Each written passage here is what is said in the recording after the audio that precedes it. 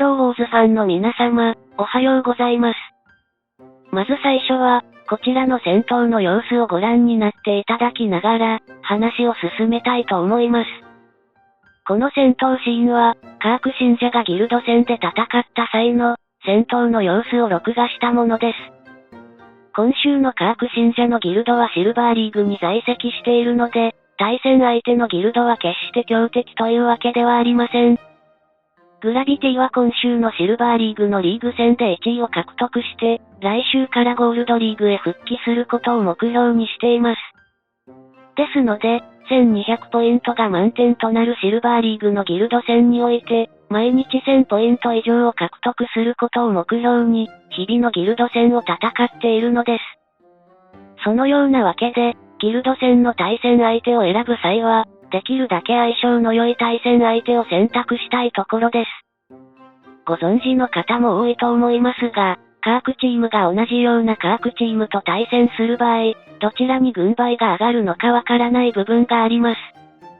なぜならば、総合パワーで劣るチーム編成の方がより多くのダメージを得ることで、ヒーローのスキル発動が速くなるという特徴があるからです。つまり、カーク信者が苦手としている対戦相手は、カークチームということです。こちらのギルド戦の試合では、総合パワーで23万も下回る対戦相手に敗北してしまいましたが、多くのことを学べたので、それを視聴者様にお知らせしようと思い、今回の動画を作成したのです。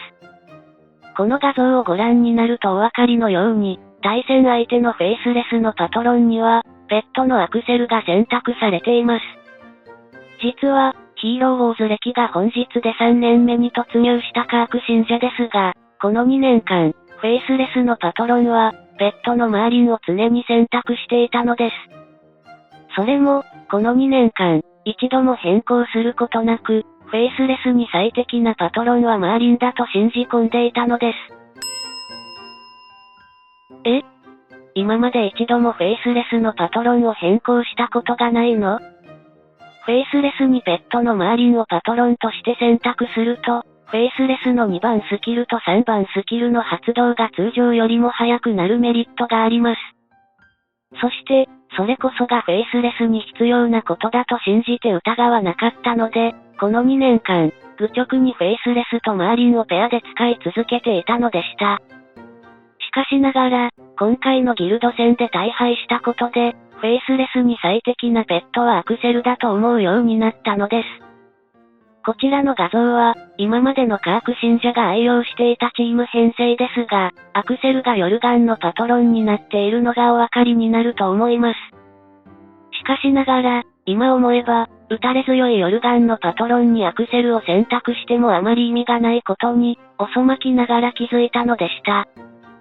それよりも、ペットのアクセルを打たれ弱いフェイスレスのパトロンに設定した方が、戦闘が有利になるのではないかと思い始めたのです。視聴者様の中にフェイスレスを使われている方がおられましたら、ぜひ、ご意見をコメント欄で聞かせていただけたら幸いです。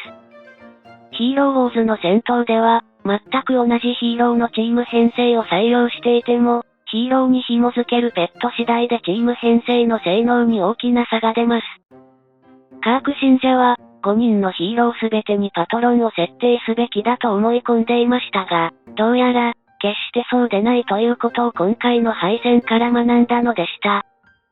オーロラ、ヤスミン、ネブラ、ダンテを好んで使われる人などは、ペットのケインを誰のパトロンにするかで悩まれていると思いますが、そういったご意見もコメント欄に書いていただけたら幸いです。アクセルがパトロンに設定されているヒーローは、敵からの攻撃を受けた際に即死する可能性が低くなるのですが、カーク信者は防御よりも攻撃を好むため、フェイスレスの攻撃力を高めることばかり考えていました。しかし、今回の敗戦を経験することで、改めて打たれ弱いフェイスレスの防御力を強化した方が、戦闘が有利になると思い始めたのです。それでは、今回も動画を最後までご視聴していただき、ありがとうございました。また次回の動画でお会いしましょう。